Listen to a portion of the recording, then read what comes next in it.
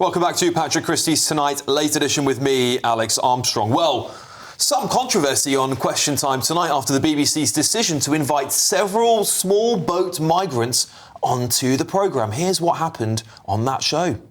To the man in the white shirt, now I know you came over on a small boat.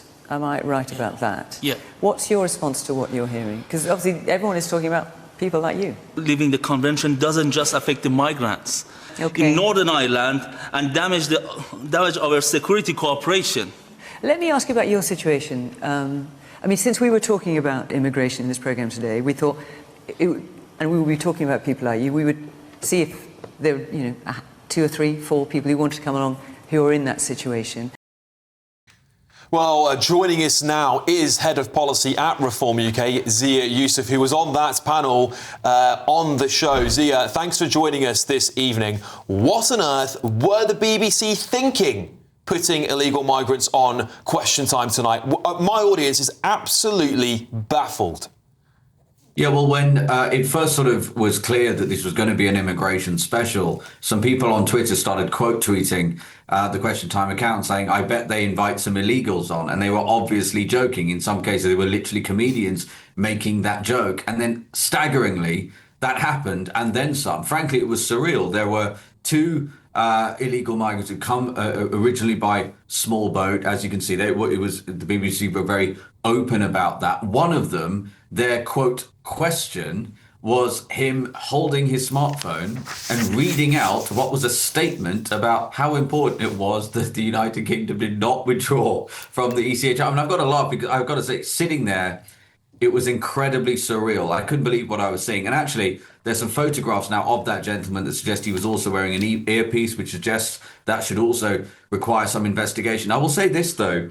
How on earth it can be deemed appropriate that people who broke into this country illegally should have a seat at the table in a political discussion about immigration, about illegal immigration on a BBC immigration special is so bewildering that on the car home, I genuinely had to sit there and just try to reassure myself that this did actually happen. I felt like I was on the Truman Show or something. Why are illegal migrants being placed in the audience and given the opportunity to go on soliloquies about their stories? And I was asked by one of them, I was asked by Fiona Bruce, would you deport a man who said openly that he had come here originally from Afghanistan, obviously then come from France, which is not the same, obviously, as coming from Afghanistan, but he originally was an Afghan. He said his asylum application had been rejected in 6 other countries before coming here. Let me say that again. His asylum application had been rejected in 6 other countries.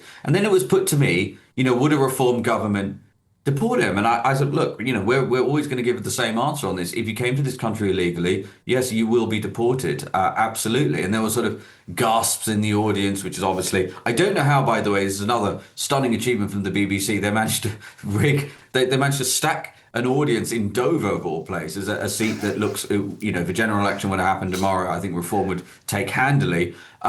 How they managed to stack it with so many people who gave rapturous applause to Zach Palancy talking about open borders and more immigration. So the whole thing was incredibly surreal. I think it is, frankly, a scandal, all jokes aside.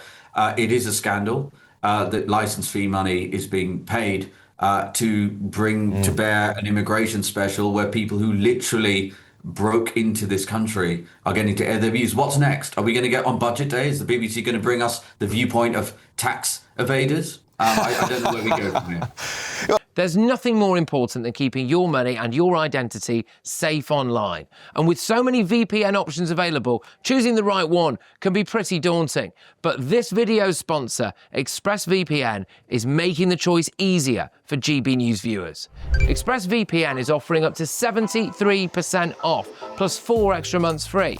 That's top-level security from just £2.49 a month, and you're covered by their 30-day money-back guarantee. So just click the link in this video's description or scan the QR code now. Remember, when you're online, you are often sharing personal data, so hackers can steal your information, your passwords, your photos, and your bank details in just seconds. But ExpressVPN encrypts your connection, making it virtually impossible for hackers to access your personal information. So why choose ExpressVPN? Well, it couldn't be easier to use. With just one click, you are protected. And ExpressVPN uses military-grade AES 256 encryption, which is the same standard trusted by the US government to guard their classified information.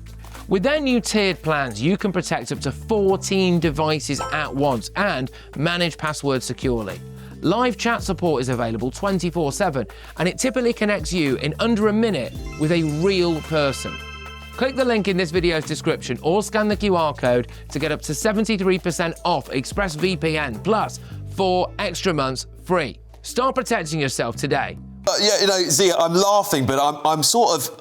Just hearing you recount it is, I mean, obviously we've been doing the show tonight, so I haven't watched everything, but I've seen some of the clips. My jaw was hitting this desk, Zia, because as you correctly said, licence fee payers will not expect their people who have broken illegally into the country to be given a platform, as you said, to soliloquy, to deliver a monologue to the people watching Question Time, which I'm assuming has a very big audience still. Zia, how did it make you feel? Because you're the party that is really saying you're going to get tough on illegal migrants. As one of your policy is mass deportations, if I'm correct. Please correct me if I'm wrong. How did it make you feel? Did it feel like a targeted thing against Reform UK? Is it some sort of BBC bias?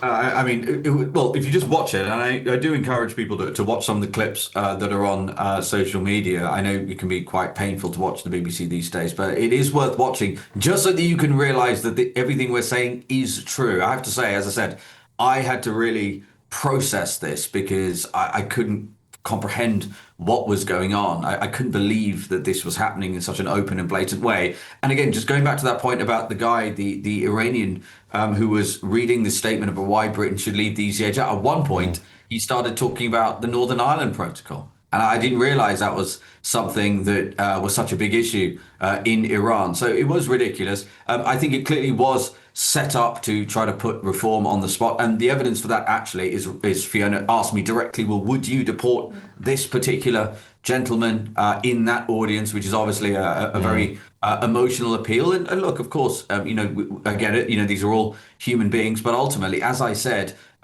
in my answer, the vast majority of the people coming across the English Channel illegally are men. We know that to be true. It's a statistical fact. And if you're entering a war zone, then it's generally men first, is it not? Yeah. And if you're fleeing a war zone, then it's women and children first. And that's the most obvious point. So absolutely, they must be deported. They will be deported. And by the way, I said exactly as such on the programme. Zia, very briefly, if you don't mind, do you feel after what we saw this morning with the attacks on Nigel Farage by the BBC, what he's claiming are attacks on him, do you feel now that there's sort of this gathering momentum within the BBC to go after Reform UK politicians?